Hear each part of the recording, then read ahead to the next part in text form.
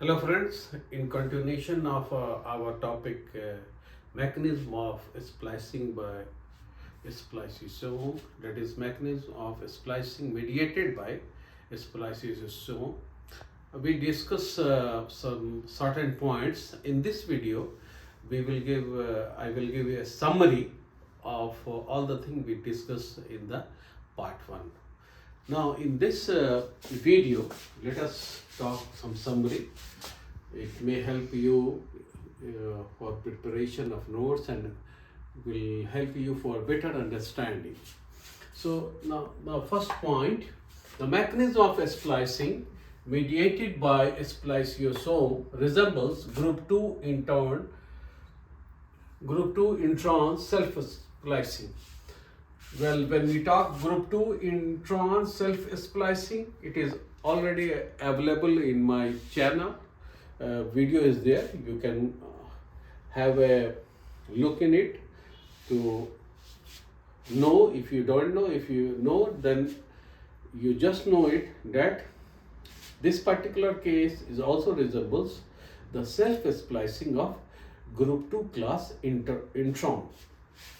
Now, the mechanism of splicing of spliceomal intron mediated by spliceosome involves two important process.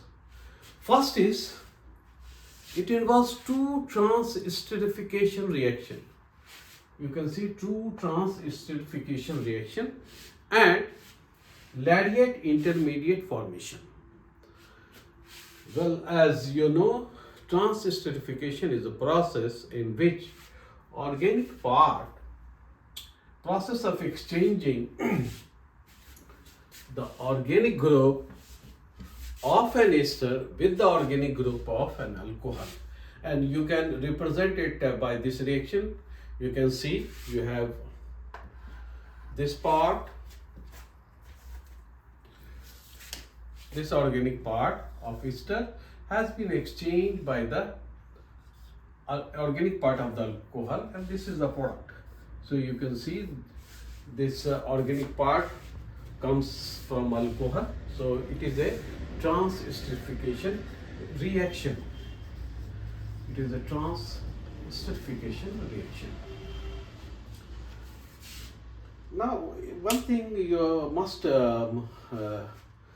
mention here or know that trans-esterification reaction does not occur during splicing by spliceosome till transcription is complete. That is, all these two trans-esterification reaction during the splicing by spliceosome occurs only when the transcription of what? Transcription of your mRNA is complete. Okay, and the point number 5, you can see here, mRNA precursor having a spliceomal intron have dinucleotide. You can see here dinucleotide GU, okay, at 5' end and AG at 3' end generally and also frequently, and or you also can say it is frequently, for frequently, and these are their 5' and 3' spliced sites respectively. So at this point you have the corresponding splice site from either 5' end or 3' end. That is, for GU dinucleotide you have 5' splice site, and for AG you have 3' splice site respectively. And these two nucleotides, that is GU and AG, are called, you can see here, consensus sequence. And as the literally it means, consensus means frequently. Okay, these are very known to be very critical. These are critical sequence. That is very important sequence, because if you change if you change any one or even one of the conserved nucleotide, what will happen? It will result into inhibition of a splicing process. So you can make it out that this is very critical sequence for what? For smooth splicing process. Now, so if you want to see the if you want to see how it goes, let us see that if you have this 5 prime here, so what you have GU here, okay, and similarly you have AG here, and obviously this is your 3 prime. So these from here to here, you can see from here to here you have intron, and this is 5 prime splice site,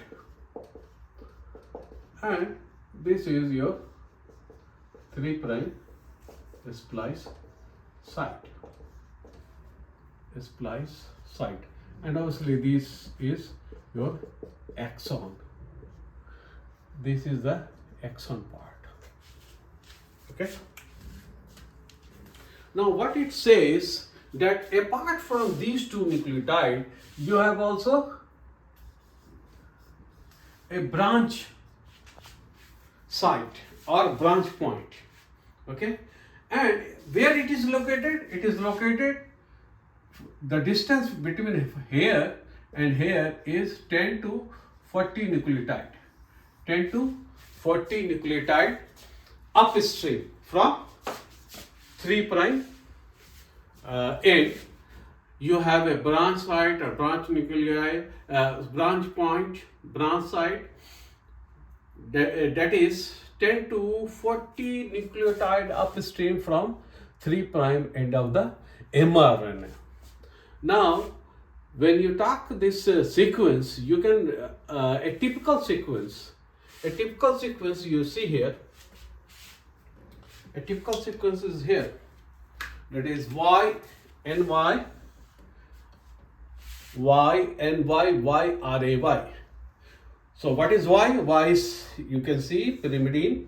It can be cytosine or uracil. N can be any nucleotide, and R is purine. That is G or A. So if you want to remember it, obviously you can write it as, in short form you can write yes New York, yes New York Yak Ray. Okay, and you can see here that it must contain, you have adenylate or adenine residue, adenylate residue or adenine is present here. So this is the branch site where you have in mRNA precursor containing spliceosomal intron. Okay,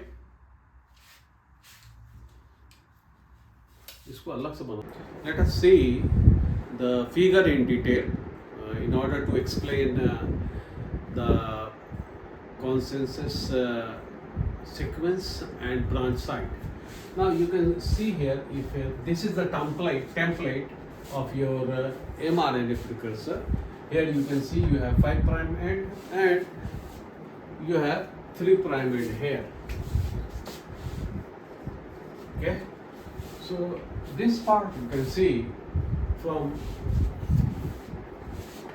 I have already mentioned it, that up to A you can see that it is exon, and from G to end point you have exon, and obviously you have intron part between the 2 exon, which has to be removed by spliceosomes.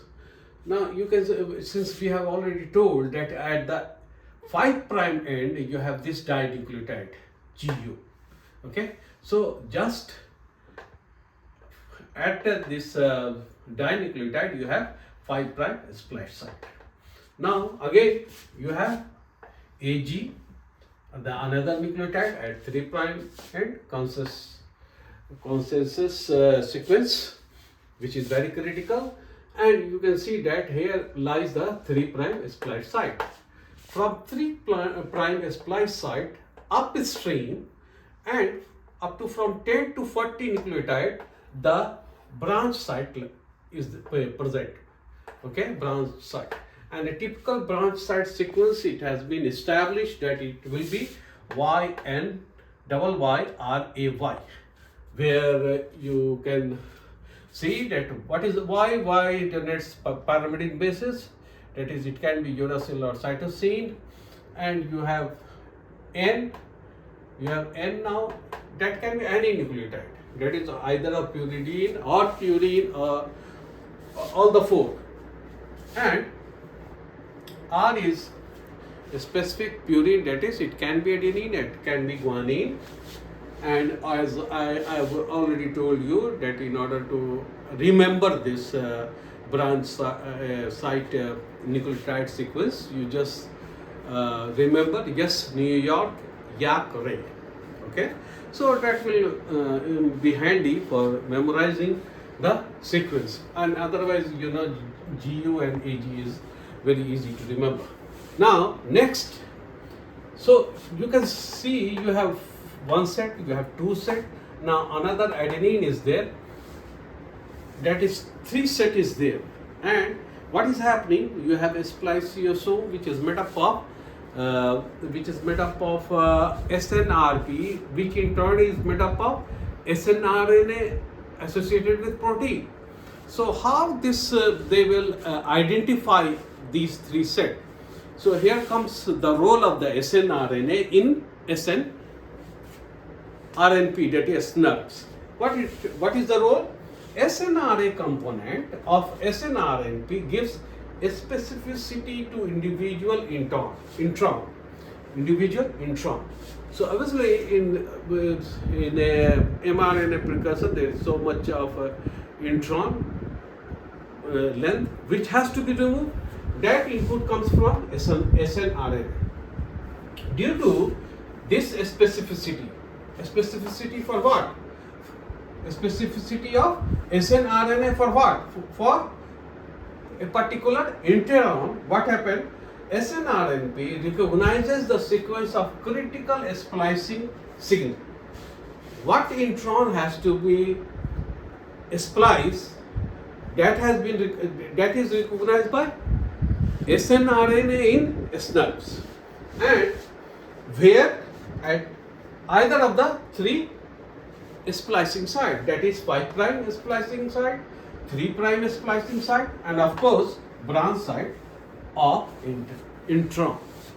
Okay, so you see here, you must mention this particular figure for explaining the 3 site splicing site in spliceosomal intron when splicing is mediated by spliceosome.